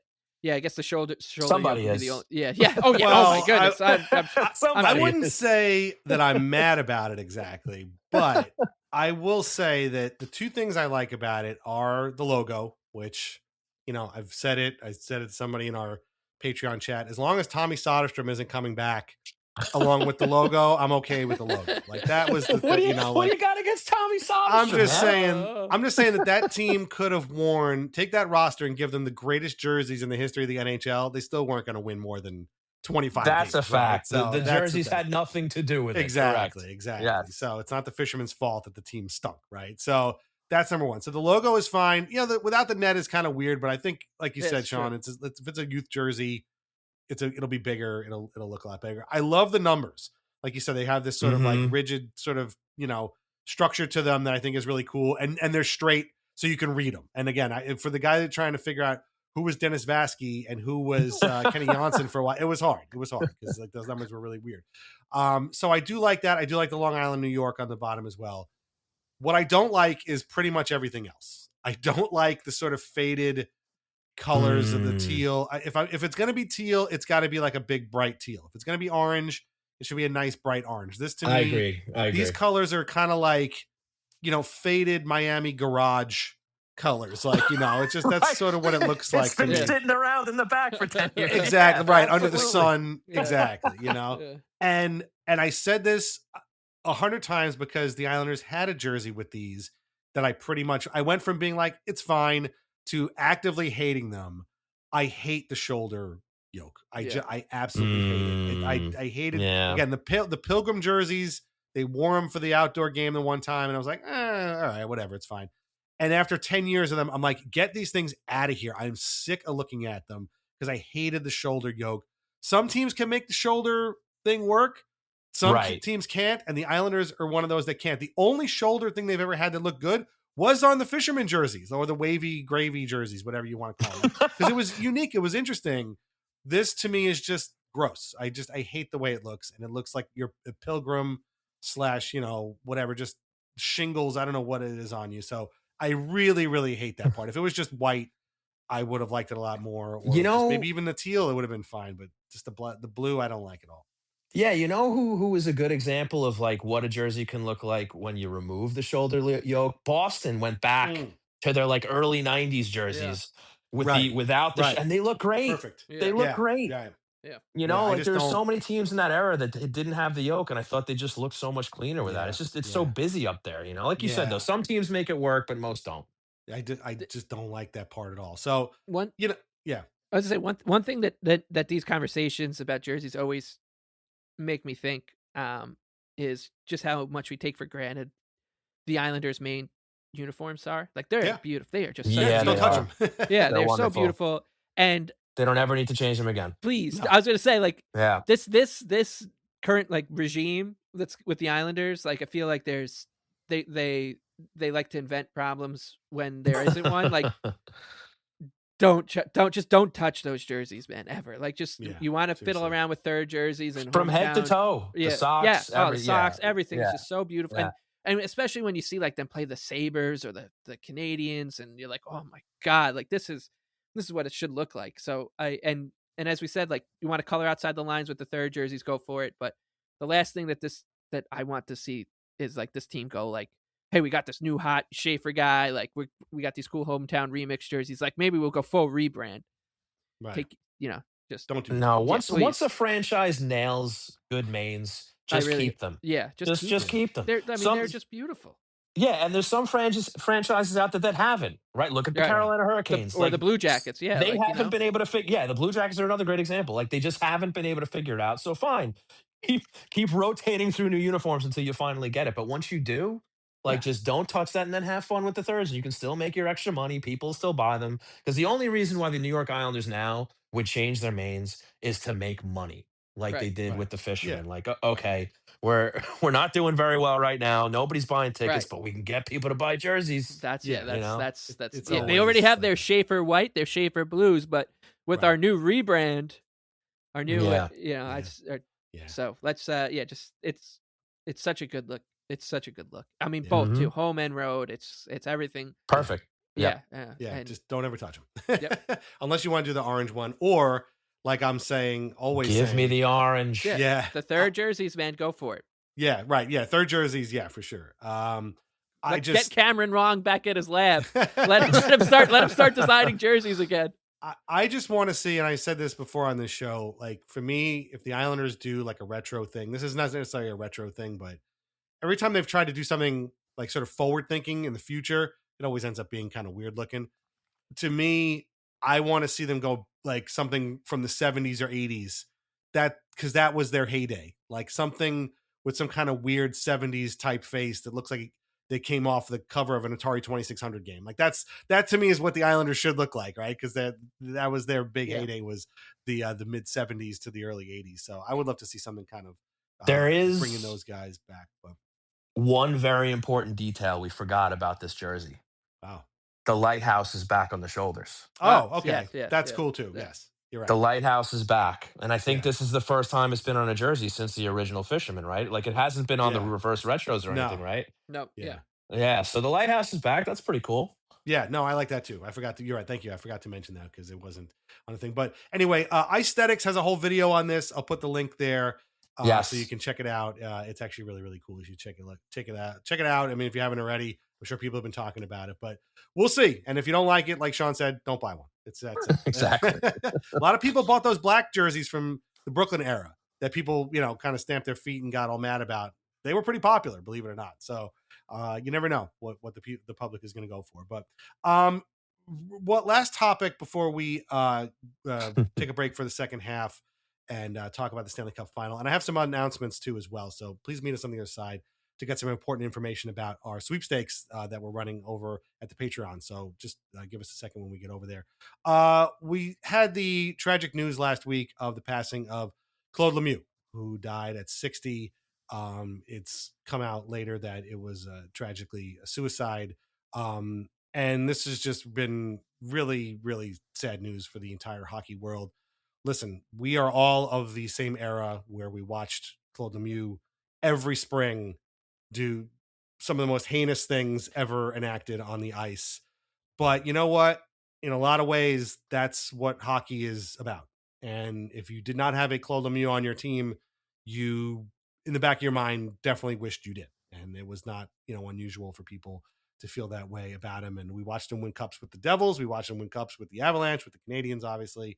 And then he became an agent and, was helping players that way. And this is just really a sad tragedy. And we just, we send our condolences to his friends and family, of which are many around the hockey world. And remember him for a really, really, one of a kind NHL career. Just a guy who, made his legend grow every spring, with incredible feats of playoff, superhuman stuff that, I mean, the guy won 2 Conn Smythe trophies for 2 separate teams. Like nobody does that, and you don't do that by being nice, and I'm the guy who loves the Lady Byng trophy, but you don't do that by being nice. So, Sean, you want to say a few words about Claude Lemieux here? You and I are about the same age, and those playoff runs for him, whether it was Devils, Avalanche, or Canadians, or stuff that you won't forget anytime soon. Yeah, I mean, look, he was just a guy that was willing to do anything to win, right? And you can certainly question some of those anythings, but like you said, I mean, he's a guy who can be the difference between winning a championship and not. Just because of how much he did want to win and what a good player was. But what was so interesting for me is that knowing the reputation that he had on the ice, and I don't know if you guys saw it, but did you guys ever, what was it, I think it was an ESPN, maybe it's a 30 for 30 or whatever it was, but it was the rivalry between the Red Wings and the Avalanche. Like, that was an excellent watch, and you saw what pals he became with McCarty right after that, because those dudes hated each other, right and they got together for that, and they became good friends. and just all this recollection now that you're seeing like people coming out with statements and sharing stories about him and just what an amazing person he was off of the ice. And then these are the stories you usually hear, right? Where even if a guy isn't the nicest fellow when he was on the ice, they end up being an absolute gem off the ice. And it seems like, he was no different. I'm sure you guys saw, they keyed in on Freddie Anderson after it happened Right. during the playoffs and how emotional he was and what he went through. He said he was like a second father to him, which, those are serious words, right? So, you always like to hear about players like that and the hockey community, what great people that they are behind the scenes and stuff, and obviously how tragically he went, and how surreal it is because I'm sure like he just carried the torch in Montreal a couple of days prior, and to have the whiplash of what happened only a couple days later is insane, right? So, it's a tragedy. It's awful to hear. At the same time, it's wonderful to hear, what a great guy he was, and hopefully it brings more attention to those less spoken about elements of life, not just sports and hockey, but you just don't know. The guy had a huge smile on his face, carrying the torch, and then a few days later he's gone. Right. And it's just a really sad story. Yeah, yeah. I mean, we did a Weird Islanders episode about a few goalies from the '90s, and to me, like Claude Lemieux was just a name you'd hear every springtime in the '90s, and I was 5, 6, 7, 8 years old and whatever, and just be like, yeah, this like everybody hates this guy, but he always wins, and that's it's someone wearing the black hat and winning is something unique to sports, and not only did he wear a black hat, but he also wore a really cool helmet. Like kind of like a more modern Butch style helmet. So he was just like a, very uniquely hockey character, uniquely hockey name. And he had the face of a villain. Let's be Yes, honest. he did. Oh my Yes. goodness, he Right? did. Yes, Yeah. absolutely Yes. did. So yeah, I mean, it was impossibly hard to like kind of just like wrap your head around it, especially because I was watching that. I hadn't watched much of the Kane's Hab series, and I happened to see that and saw like the video of it, and I try to watch as much of like the pregame ceremony stuff from Montreal as I can because it's always spine tingling. So yeah, it was just very strange. I mean, just a tough one to take, and everybody. It was also interesting to see everybody in hockey had the same reaction, which was just like the respect that you have for someone like that 30 years later. Be like, this guy just would sell you down the river. He would to win a hockey game, to win a Stanley Cup. So kind of a throwback in that way too. So yeah, bizarre news to hear and wrap your head around. So and a guy that just we always talk about guys who are just like never on the Islanders orbit. Like I can't like close my eyes ever and picture like Claude Lemieux. Well, yeah, I know, but yeah, but like but like it's hard to like imagine him like, I mean, like that type of player like in that era, like a Claude Lemieux winning hockey games for the Islanders. But was he officially a part of the roster for like a half second? It was like for a that second. three-way trade, Yes, right? yes, maybe. Yeah. But like he is in Islanders lore at the very least. Yeah, he is a part of the lore. He sure is. On paper, for sure. Yeah.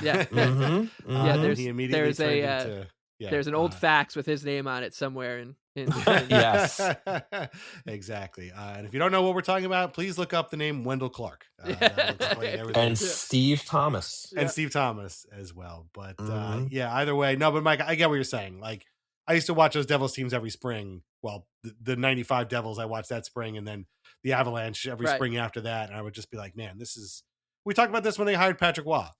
This team and my team are not playing the same sport. Like it just they don't have guys like this doing and the whole crew, Sakic and Forsberg and Foote and eventually Bork and Blake and all those guys. They just don't have guys like this. And and Claude Lemieux was as much a part of that as anybody else. He may not have had the names. He was obviously older when he got there, but he was as much a part of that. And again, as much a hockey legend as anybody. And he's got the hardware and the accolades to back it up. So again, our condolences to the friends and family of Claude Lemieux. And with that, we are going to take a break. We'll come back on the other side, and we'll talk about this year's Stanley Cup final. And again, a little bit more about our sweepstakes over at the Patreon coming up as well. So please meet us on the other side. Thanks. And now, a word from our sponsors. VintageIceHockey.com. Over 100 classic hockey logos on t-shirts, jerseys, hats, mugs, and more. Long Island Ducks, Albany Riverettes, Danbury Trashers, Kentucky Thoroughblades, and so many more. Plus a full line of Islanders Anxiety merch with our portion of the sales going directly to the Center for Dementia Research. These incredible items cannot be found in stores, so shop VintageIceHockey.com today. Relax, sit back, and enjoy wine from The Pinot Project. Rosé, Pinot Grigio, or a Pinot Noir that was named a Best Buy by Wine Enthusiast magazine.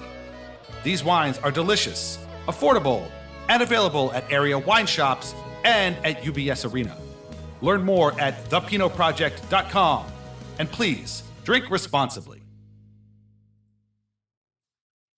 Bonjour, compadre. It's the Priceline Negotiator. How do I negotiate so many great travel deals? My greatest gadget, the Priceline app. It's got hotel deals, flight deals, rental car deals, all of those deals in a bundle. Deals, game day deals, concert trip deals. No one deals more deals than Priceline.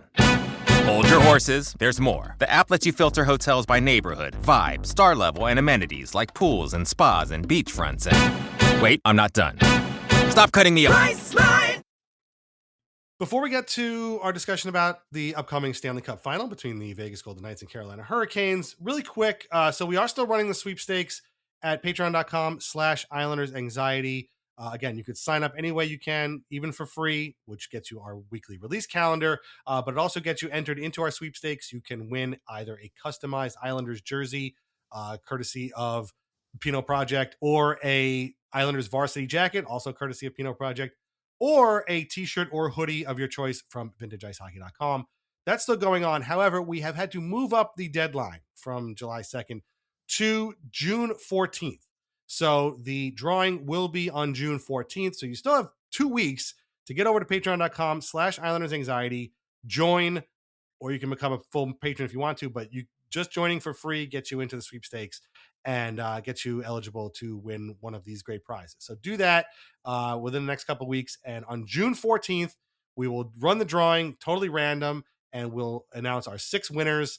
And we will announce them on that June 14th episode of Islanders Anxiety. So make sure which will obviously come out on the 15th. So get there by June 14th and sign up, and maybe you win yourself some cool stuff. As Mike mentioned last week, we just put out an episode of Weird Islanders, the podcast, with Mike's brother David, his friend Frank Ventimiglia, and we were all talking about goalies. Sean, I know you're a lover of goalies as well. We talked about Eric Fichaud, Wade Flaherty, Marcel Cousineau, and Jan Denis. And if you didn't think we all could remember all 4 of those guys, I promise you, we all have stories and we all have remembrances or memories about those guys. So check it out. It was our first ever 4-person episode, and it was a lot of fun. And we had a great time recording that episode. Also, if you go to patreon.com/Islanders Anxiety and you sign up for the Country Club tier, you get my Islanders book club that came out last week about a book that came out in 1976, I want to say, which is the year I was born. And it is named Hockey's Newest Dynasty. And it was well before the dynasty happened. And only one man could have possibly written a book with that much hubris, the one and only Stan Fischler. So it was a lot of fun to read Stan proclaiming the Islanders a dynasty a good 4 years before they actually were an official dynasty. And also check out our first ever guest post at the Patreon by our friend John Zella. Wrote a great post about hope not being a strategy for this team anymore. They need to have an actual strategy and not just like hope that these guys pan out. So thanks again to John for writing that. It was great. Check it out. I wish I had a better header picture for it. It's really got nothing to do with Star Wars. So if you thought it was like a Star Wars thing, don't. The word hope made me think of A New Hope. I used it. I don't want to like pay for like, getting images or something. So just go read the thing. John's great. Read it. It's a really great article. So check it out. Okay. With all that said and all that out of the way, let's talk about this year's Stanley Cup final. Again, the Golden Knights swept the President's Trophy winning Avalanche in a shocking turn of events. Not so much shocking that they won, but shocking that they swept them, which was really crazy. Less shocking was that the Carolina Hurricanes beat the Montreal Canadiens in 5 games. It was a pretty surgical, takedown of the Canadians, who were a lot of fun, but just ran out of magic against the very methodical and very structured Hurricanes, who we hate incredibly around these parts as well. Sean, I'm going to start with you. I want to give Vegas the edge in this series because they've been here before. I mean, they won the cup 3 years ago, with the two Panthers cups in between, and a lot of those guys are still there. So I'd like to think that they have an edge over the Hurricanes, who have mostly been here for the first time. I think there's one guy, somebody on Vegas, on Carolina, who was on Vegas in that. The Will Carrier, I think, is on the. So he's the only one, but otherwise, most of these guys haven't been to a cup final before. So, but am I just giving Vegas too much credit? And I mean, do you see Carolina really putting up a fight here against those guys? Well, first and foremost, I just want to say how happy I am for the Vegas fans for getting back into the Stanley Cup final after such a long wait. So congrats to them. Long suffering. Yeah. What, 33% of their existence? That's pretty ridiculous. Jesus. Anyway. Yeah, I think I'm giving the edge to Vegas as well, and let's be honest, I want to give the edge to Vegas. Right. I was on the Buffalo bandwagon since the playoffs started, so I was a little disappointed that the Habs took them down. I thought the Sabres would have had a shot against the Canes, but look, credit to the Canes. Try again. They finally get in, and if you told me that Vegas would have been on the other side of this, I probably wouldn't have believed you. I think, what was there, like 7 or 8 teams in the Eastern Conference that had more points than Vegas going into the playoffs? Like that was that weak Pacific Division. So but I guess if any team was going to kind of figure it out from that division and get to the finals, it was them, right? Because they have so much star power over there. But I like your angle. The experience, they've been there before. There's probably going to be some, certainly some opening jitters from the younger guys on Carolina. Being in that Stanley Cup final spotlight. Hart's been playing pretty well for them in net. And, they just have so much firepower over there. I guess the question is the Carolina machine going to be able to contain that firepower in Vegas? Because that's what the Carolina Hurricanes do, right? We know better than anybody else that, they know how to just kind of put you through their little Carolina branded meat grinder and come out with a win on the other side. So I think that's really the matchup there. But yeah, I'm all on board for Vegas. And also, number 93, right? Mitchell Marner. I would like to see nothing more than not only the Canes not winning a cup, but let's get Mitch Marner his Stanley Cup, because that man deserves it. We'll get into Marner in a few minutes. But Mike, like that's the thing. Like Sean brings up a good point. Like the Canes do what they do, right? Like, is Vegas going to be the one team who's like, no, we're not going to fall for that shit here. Sorry. We're not the Senators. We're not the Flyers. We're not the Canadians, all nice teams, all really young. We're not falling for that shit. You're going to play our game and we're going to take it to you. Again, am I giving Vegas too much credit? No, I don't think so. I think it's what happens, every year, and what you kind of, if you don't like the Canes, it's kind of what you're hoping for. And that's right.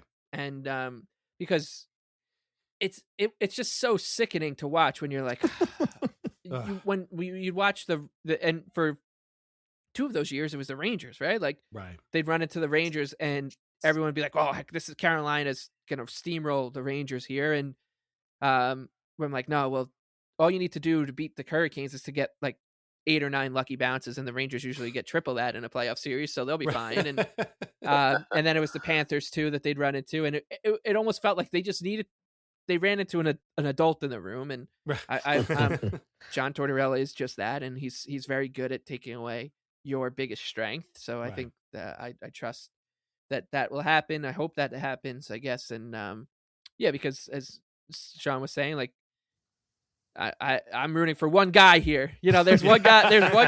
There's one guy here wearing the cape, and I think about 18 months ago on the show, I called him the cringiest player in the NHL. I was wrong. And I owe him an apology. He was just so I hope that Mitch Marner gets it done here, because Oh boy, would it be? It would be so fun. It would And be so fun. how do you bet against the team that just swept the Avalanche? Yeah. Also true. Right? Yeah. Yeah. Well, I think that's Yeah. part of why like the playoffs just haven't really kind of hooked anyone is because the Avalanche sweep, then they beat the Wild in 5, then they get swept, and the Hurricanes have lost 1 game. So like it's like Right. none of there's been like 2 or 3 series that have been compelling. The Canadians played 2 of them. Yeah. The Sabres played 1. And, Yeah, ever since the first round, it got a little sleepy. I'll admit Yeah. that. The Yeah. first round was fun though. Yeah. It was just. But yeah, the Habs played 2 of those series, and the Sabres played another one.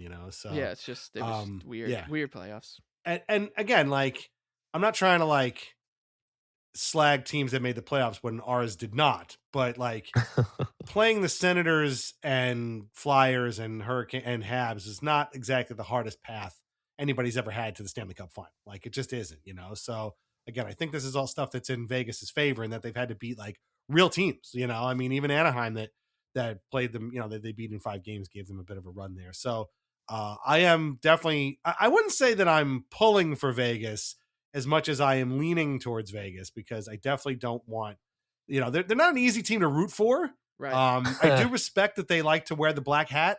They're fully, like we talked about this in the very beginning. They don't mind being the villain. Like stories need villains. They are happy to be like, we are the Darth Vader, we're the Red Skull, we're the whatever of this, the Dr. Doom of this universe here. They don't mind being the bad guys. And so that's I do respect that, but at the same time, I can't like really get behind them and root for them. But I will never, ever root for the Carolina Hurricanes ever, as we talked about again with Aaron in the Whalers episode. It can't be done.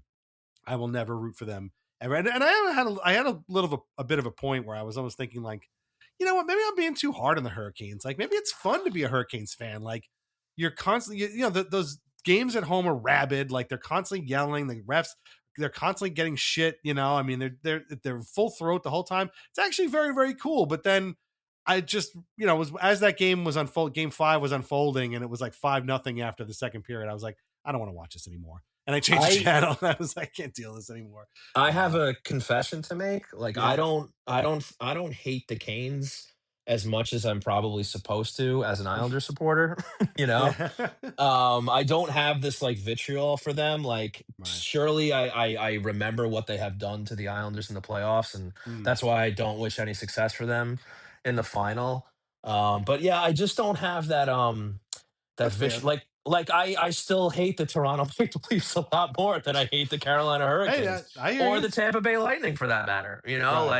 Like they just like I don't know. They're not as villainous to me. Like they're just a good hockey team that just crushes the Islanders. Like look at it this way, right? Like the Islanders didn't have a 2002 series like Maple Leaf series against the Canes, even though they played them like 17 times in the last 5 they just keep losing to them. Right. But like there weren't Shane Corsons, there weren't Darcy Tuckers. You know what I mean? Like, that's true. That grew my hate for the Leafs. But the Carolina would just come in and take care of business and shoot a overtime game-winning goal off of the side of Sorokin's pad from the goal line. Right, like I just didn't develop the same hate for them. But yeah, like I was actually rooting more for them to lose to the Habs, just so that they could continue that failure of getting over the conference final hump. Yeah, me too. Yeah. You know what I mean? Like, cause like, just like I was always rooting for the Leafs to never get out of the first round. Like same thing with the Canes. Like, let's keep that myth alive, right? Like let's make that streak in Brenda Moore's hair get a little grayer, for not making the getting past the conference finals. But like, yeah, sure. Put them against Vegas and Mitch Marner. Like I'm going Vegas all the way. Yeah. Yeah. All right. So let's talk about Mitch Marner. Yeah. And I want to kind of save this to the end because I do kind of want to bring it back around. And I do think somebody mentioned this in our Patreon chat, which is that Leafs fans, not all of them, but some of them are pulling their hair out because Marner leaves the team and then immediately becomes this playoff performer. He's, kind of in the running for Conn Smythe. His team steamrolls their way to the Stanley Cup final in the first year there. They're very much close to, him winning the cup and hoisting the cup and making the sort of tie to the bow tie to this whole story. And I mean, there's almost you can almost picture an alternate universe where this is us, where 2018 John Tavares leaves, goes to the Leafs. All of a sudden, they put it all together. They steamroll themselves through the playoffs, and the next thing you know, he is 4 games from winning a Conn Smythe Trophy, and that would have hurt me pretty bad. And there's a lot of Leafs fans right now who are hurt pretty bad. And Mike, I don't know if you listened to this, but they did talk about it on Kipper and Bourne. Kelly McCrimmon, the Vegas general manager, was on their distinguished competition, TSN, and he said, I know it's Toronto, I know it's Mitch Marner, I know it's polarizing, but for me, it's a little bit about the guy's ex-girlfriend moving away and doing well. At some point, you've got to get over it. Well, yep. Kelly, with all due respect to the Leafs fans who most likely would love to see the Islanders just go away forever, they don't have to get over it. And some of them may never get over it. And I wouldn't get over it. And I know you wouldn't get over it. Nope. If we watched a guy who left our team go on and win a Stanley Cup. It would be pretty hurtful.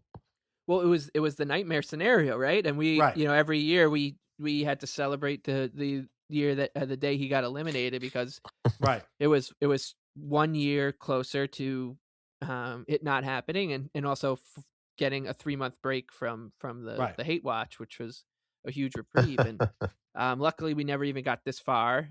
We never even got close to this far. And to have it happen to them in year one afterwards it really does feel karmic in a way, because as we always bring up, like, the parallels that are made between Tavares and Marner are hilarious, because one of these guys was run out of town. The other guy was literally begged. People were offering up family members to keep him here. And it's not painted that way. They're now it's Jonas Siegel called it revisionist history that Mitch Marner was run out of town, which is so funny because Jonas, you were one of the guys that did it. Like, and it's always, as I always love to bring up when Leafs media people bring up, the pressure of the media. You are the media. Like, you are the person who is losing, who is doing this, who is acting out of, the normal spectrum of human behavior towards these people. And so it's a wonderful thing. I'm loving how upset it's making people, and it's making them upset because they're like, I don't understand why why everything keeps coming back to Toronto.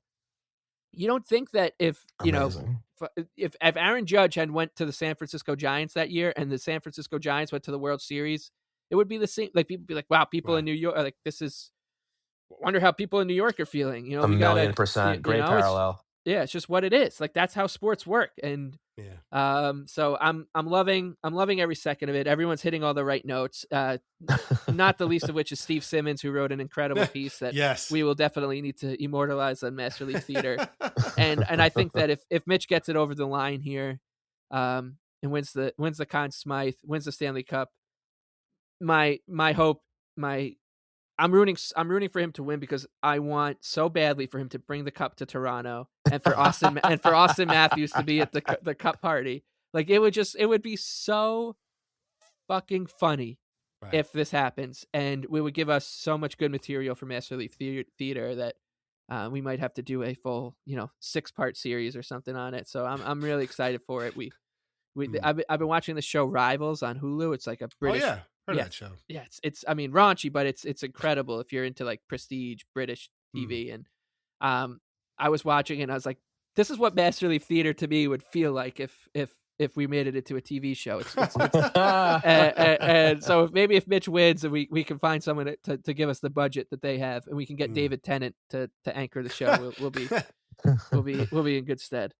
Not to give too much away, because obviously you guys know I've mentioned this before. I hate sort of tipping our hand about stuff that's coming up too much, but we are trying to put together something related to the Cup final that is in the Master League Theater mold, that may be close to kind of what Mike is talking about here, very sort of a British Tins type of thing. So no, I'm not saying anything more, so don't ask me, but we're working on it. We're going to try and make it work. Hopefully the timing works out for us. We have, you can't really ever like plan a great idea. You have a great idea and you hope that you get it out in time. And this is we kind of got caught in a bit of a situation here, but we're going to try and make it work, because I really, really want this to happen. So we just gotta try and make the timing work and get it out there. But I think we might find something that's pretty close to what Mike is talking about. And obviously people love the Master Leaf Theater stuff, and it doesn't have to be just about the Leafs. It can be about some other team as well. But yeah, the Steve Simmons article is great, and it talks about how like Mitch Marner just can't let Toronto go, and then he's talking all about how these things that Mitch said that are related to Toronto, and then at no point does he mention what Mitch Marner actually said, which is just some great reporting on Steve's part right there, just to write an entire screed about a quote and then never include the quote. Great work. That's the kind of quality craftsmanship you get from Steve Simmons. But yeah, I think we're all in agreement here. It's got to be Vegas because I don't want to live with the Canes, and it would be funny for them to get. I mean, Sean, this is kind of what your point was before. Like they got swept all those years in the conference final. It would be funny for them to get over the hump, get into the final, and then get swept in the Stanley Cup. Right. That would actually be kind of poetic as well. So I'm not going to put that much pressure on the Golden Knights here, but I'm not saying I wouldn't be against it either. Let's put it that way. Oh, it would be great. But just to expand on the Marner thing, I mean, I think, guys, that would probably be like the peak of this long moving crescendo Right. for the Islander community, right? If he does pull this off and win the cup, because after they swept the Avs and got in, like I tweeted, and Mike, I believe you and I had talked about this separately previously, but like the hockey gods have been so good to us since John Tavares chose to sign with the Maple Leafs. Like, if you just start from the beginning and honestly, guys, like let's do it. Like, I would love to do like a documentary style thing on the. I mean, I guess it would tie into your Maple Leaf Theater thing, but like from the beginning until whenever and however this ends, like from the playoff failures, the captaincy embarrassment, Marner now getting run out of town, and now he's on the not only getting into the Stanley Cup final, but leading the playoffs in points. Right. And like and then also the Matthews stuff, like he looks miserable. He looks like he wants out of there. Yeah, he's like, can you guys run me out of town already, please? Right. Like he looks like he can't wait to get out of that town. And like I'm not one to believe in the power of the cosmos or anything like that, but like you said, Mike, it feels karmic, and it absolutely does. That like somebody in the realm of the hockey gods was looking out for Islander fans and said, "Listen, that sucked. It was awful then, but I got you. It's going to take some time, but you're going to love how this story plays out." Yeah, it's almost like we were down 3-0 in a series, and then and we're like slowly coming back, and the John Tavares night too was so embarrassing. Yeah. Like, there's so many things that we're probably not even remembering here, and like it is just chef's kiss, like to 1,000. Yeah. Like it has been great to just like put your hands back behind your head, spread your legs out on the couch, and just watch it unfold for the last 8 years, 18, whatever it's been, 8 years, whatever it's been. Yeah. When you look at it that way, it's hard to argue. Incredible. Yeah. Amazing. Yeah. We really could get quite the cherry on top. Mitch just has to get it over the line for us. Do it. Do it for the Isles, Mitch. Yeah, do it for the Isles. Do it for your buddy Matt Martin. Do it for Long Island. Yeah, do it for that would be so funny. And this is for Long Island. That would be amazing. Oh my God.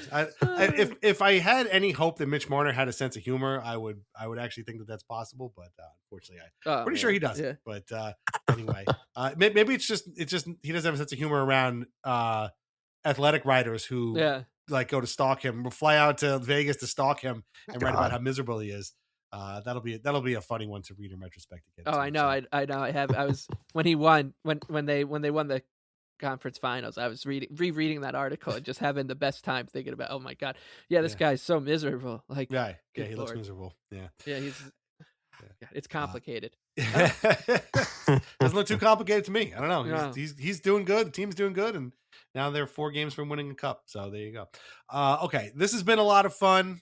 Sean, it's always a pleasure having you on. This is really great. We covered a lot of topics here, and I got one more. Some breaking news.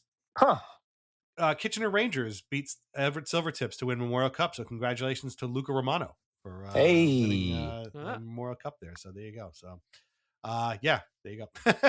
Nice. So, yeah. So, I don't know. Again, much like the 3 topics we talked about before, it's fine. Like, I don't want to say I'm excited, but I'm fine. So no, this has been great. And no, thanks again for coming on. This is always a lot of fun, and it's always great to talk to you. Guys, absolute blast. Total pleasure. Appreciate the invitation. Love what you guys are doing, and happy to be a part of it tonight. Thanks so much, guys. Thank you. Anytime. Become a member of patreon.com/IslandersAnxiety for commercial-free episodes, bonus shows, written posts, chats. You know what, everything we have there. Or you can just join for free to get our weekly release calendar and sign up for our sweepstakes so you can get yourself some cool stuff on June 14th. Remember to listen to the June 14th episode, and we'll reveal the winners of the jersey and the jacket and the shirt/hoodie. Our theme song is Morning Haze by Family Dinner. Listen to more of their music on Spotify. Read Lighthouse Hockey every single day for most up-to-date Islanders news and discussion. Islanders Anxiety Podcast are part of the Fans First Sports Network. Find us wherever you get your podcasts and on YouTube. Please leave us a review where you can. Please leave a review for Hockey Night New York anywhere you can as well. Yeah. Shop vintageIceHockey.com. Try wines from the Pinot Project. Mike, any final thoughts on the many, many, many, many topics we have covered here today? Next time we talk will be just, this series might be over the next time we talk. It'll be 2 weeks from now. So, any final thoughts before we close this one up and see what happens the next couple of weeks? No, just happy birthday, Pierre Engvall. And we'll talk in a couple of weeks. Of course. How could I forget? I got to say, it's so weird when the Islanders put those things out and it says, Happy birthday, Engvall. Yeah, I know. Like he's a Brazilian soccer player. It's so weird. They do this every single time. I know. Why? Why? Can you pretend that you know the guy at least? Anyway, very strange. Happy birthday, Pierre Engvall. Hopefully this is your last birthday as an Islander. That's just my take on that. But anyway, thanks for listening. We'll talk to you again in a couple of weeks. But you have some Weird Islanders podcasts coming out. Weird Islanders next week. And then the following week is going to be our next episode of Anxiety. But always check out patreon.com/IslandersAnxiety for the weekly release calendar. Okay, talk to you later. Bye-bye.